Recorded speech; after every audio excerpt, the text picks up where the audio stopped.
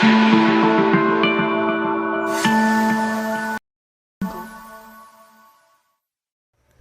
Good morning students. आज फिर से मैं आपकी रमा मैम आपके लिए लेकर आई हूँ क्लास 5th की प्राची एक्सलेंस इन मैथमेटिक्स की बुक से चैप्टर 12 की एक्सरसाइज 12.1 एंड चैप्टर 12 का मैंने इंट्रोडक्शन बहुत ब्रीफ में बनाया हुआ है। आप उसको देख के इस चैप्टर को क्लियरली पूरा समझ सकते हैं। और क्योंकि आज छठ पूजा है तो मैं तो इस व्रत को नहीं करती, बट जो मेरे व्यूवर्स की मदर्स करती हैं उन सबको छठ की बहुत बहुत बधाइयाँ। तो चलिए हम देखते हैं 12.1 एक्सरसाइज और इसका फर्स्ट क्वेश्चन है राइट ट्रू और फॉल्स। जैसे कि आप देख सकते हैं ट्रू और फॉल्स आपको लिखना है। फर्स्ट है आपका a line has 2 and points. एक लाइन के 2 एंड पॉइंट्स होते हैं, ये गलत है। लाइन सेगमेंट के 2 एंड पॉइंट्स होते हैं, लाइन के नहीं होते, तो यहाँ पर आएगा false. Okay. Second one is a ray has 2 and points. ये भी गलत है। रे का सिर्फ एक ही एंड पॉइंट होता है, 2 नहीं होते, तो यहाँ पर भी आएगा false.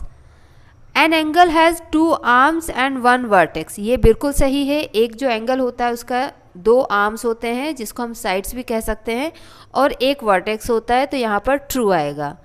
A line segment does not have a definite length. ये बिल्कुल गलत है। एक लाइन सेगमेंट जो होता है उसका डेफिनाइट लेंथ होता है, एक लाइन का नहीं होता है। लाइन सेगमेंट का होता है बट लाइन की नहीं होती है, तो यहाँ पे हम फॉल्स लिखेंगे। Okay. A ray has a definite length, no, ये भी गलत है क्योंकि रे का एक एंड पॉइंट होता है और एक तरफ से हम उसको एक्सटेंड कर सकते हैं, तो उसके लिए भी हम लिखेंगे फॉल्स कि उसका डेफिनाइट लेंथ नहीं होता है। A line does not have a definite length. एक लाइन की डेफिनाइट लेंथ नहीं होती है, ऐसा ये बोल रहे हैं बट ऐसा नहीं है। एक लाइन की डेफिनाइट लेंथ नहीं होती है, तो ये बात सही है। तो यहाँ पर मैंने क्वेश्चन के अकॉर्डिंग फिगर बना लिया है। अब हम लाइन सेगमेंट लिखेंगे।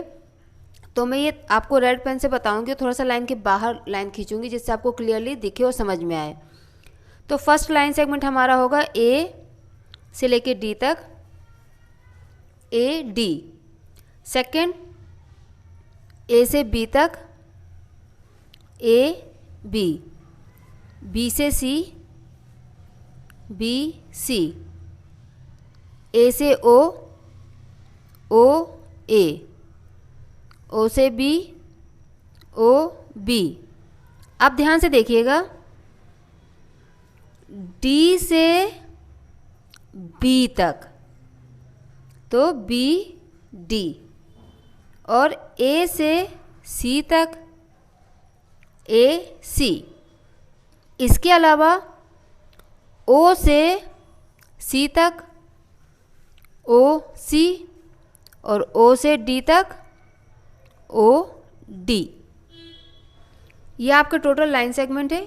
इस तरीके से जब हम करते हैं तो हमें थोड़ा इजी हो जाता है करना। और इसका जो सेकंड पार्ट है वो मेरी तरफ से आपके लिए होमवर्क है, आप उसको करिए और मुझे आंसर कमेंट सेक्शन में बताइए कि आपके क्या आंसर्स आए हैं और किसके सही आंसर्स आए हैं। अब हम देखते हैं next question, question number 3। So this is the third question. Look at the following figures and name as many as rays you can. आपको फिगर में से रेस के नाम लिखने हैं और मैं भी इसको अपनी कॉपी में ड्रॉ करके फिर आपको बताती हूँ। ओके। तो जैसा कि हम पढ़ चुके हैं, रे में एक एंड पॉइंट होता है, तो ये हमारा एंड पॉइंट है। ओ से ए तक फर्स्ट रे ओ ए। ओके। ओ से बी तक ओ बी। ओ से सी तक ओ सी, एंड ओ से डी तक ओ डी। क्लियर? बहुत सिंपल क्वेश्चन है, बहुत इजी है। ये इसका नेक्स्ट पार्ट है, तो इसमें क्या होगा, O F, O D, O B, O H, O E, O C, O A and O G. Clear? Simple है ना। नेक्स्ट हम देखते हैं question number 4। Look at the given figure and write the names of the arms of the angles. इसके arms क्या हैं, O A and O B. Name the vertex, vertex है O. Name this angle in 3 different ways. ये आपके लिए थोड़ा सा हटके क्वेश्चन है, तो ये मैं आपको बताती हूँ। सी, एक तो सिंपल हम इसको लिखेंगे एंगल ओ। सिंपल। दूसरा, यहाँ से स्टार्ट होगा, यहाँ जाएगा और यहाँ बी तक पहुँचेगा, तो इसका नाम हो जाएगा एंगल ए ओ बी। तीसरा, बी से स्टार्ट होगा और ए तक पहुँचेगा, तो एंगल बी ओ ए। मतलब जिस भी पोर्शन को हमें कंप्लीट करना होता है, एंगल हम तीन तरीके से, एक तो सिंगल लेटर से नाम दे सकते हैं, तो ये सिंगल लेटर से नाम आ गया। बाकी जिस एंगल की हम बात करते हैं वो लेटर सेंटर में आना चाहिए, इसलिए आप देख सकते हैं कि हमने दोनों केस में ओ को सेंटर में लिया हुआ है। Okay, now see the fifth question. Mark 3 points A B and C which are not in a line, draw angle A B C. पहले तो हम 3 पॉइंट ले लेते हैं जो लाइन में नहीं होना चाहिए। तो हमने 3 पॉइंट ले लिए, 1 2 3, और ये तीनों के तीनों लाइन से नहीं हैं। अब हमें इसका एंगल बनाना है, तो इसमें एंगल आप 3 तरीके से बना सकते हैं। एक आप ऐसे भी जोड़ के और ऐसे जोड़ के बना सकते हैं, ठीक है, या फिर आप इस तरीके से जोड़ के और इस तरीके से बना सकते हैं। तो यहाँ पे 3 तरीके से एंगल बन सकता है, बट कोई भी एक हमको लेके काम करना है। ओके, अब इस एंगल में आपको बताना है कि आपका वर्टेक्स कौन सा है।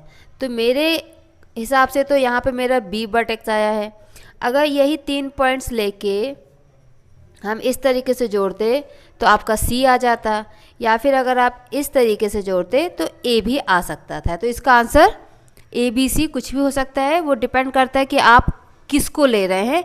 बट आप क्वेश्चन में देख सकते हैं कि उन्होंने बोला एंगल ए बी सी, उन्होंने ये हमको लिख के दिया है। तो आप देखिए कि जो बी है वो सेंटर में आया है, मतलब एंगल जो है आपका बी होना चाहिए, तो बी आपका वर्टेक्स होना चाहिए, ठीक है। अगर वो आपको ये बोलते कि सिर्फ ए बी सी को जोड़ के बताइए तो आपका तीनों में से कुछ भी हो सकता था। बट जब उन्होंने ये आपको क्लियरली लिख दिया कि आपको एंगल ए बी सी बनाना है, तो जो लेटर आपका सेंटर में है वही आपका वर्टेक्स होगा। Clear? Now name this angle in another form. तो आप दूसरे फॉर्म में क्या हो सकता है, एंगल सी बी ए या simple angle B. Okay, last question बहुत इजी है। आपको वर्टेक्स और एंगल्स लिखने हैं और आर्म्स लिखने हैं, और एंगल्स और वर्टेक्स तो मैं आपको बता चुकी हूँ, मैं आपको सिर्फ आर्म्स बता देती हूँ, ठीक है। तो देखिए इसमें आपके आर्म्स कौन कौन से हो जाएंगे। अगर हम फर्स्ट फिगर की बात करें तो आर्म हो जाएगा बी सी फर्स्ट वाले में, एंड बी ए, ठीक है, ये आपका फर्स्ट आर्म, ये सेकंड आर्म, और वर्टेक्स तो आपको पता है बी, और एंगल क्या होगा ए बी सी। इस वाले में वर्टेक्स होगा आपका ई एफ और इसमें ई डी। बहुत सिंपल है, इसको आप कर लीजिएगा और अपने आंसर्स मुझे कमेंट सेक्शन में ज़रूर बताइएगा। और कोई भी आपको एक्सरसाइज किसी भी क्लास का अगर आपको चाहिए 1st to 10th में, तो आप प्लीज़ मुझे कमेंट सेक्शन में बता दीजिएगा। क्लास 10th का तो मेरा कंप्लीट वीडियोस डले हुए हैं, कंप्लीट बुक के वीडियोस डले हुए हैं। कुछ मैंने 9th के भी कवर किए हुए हैं, 6th 7th 8th भी कवर किया हुआ है, एंड कुछ मैंने फिजिक्स एंड केमिस्ट्री के भी वीडियोस आपके लिए डाले हुए हैं। तो आप प्लीज़ मेरे चैनल को सब्सक्राइब कीजिए और बहुत अच्छे से पढ़िए और टॉप कीजिए क्लास में। Thank you.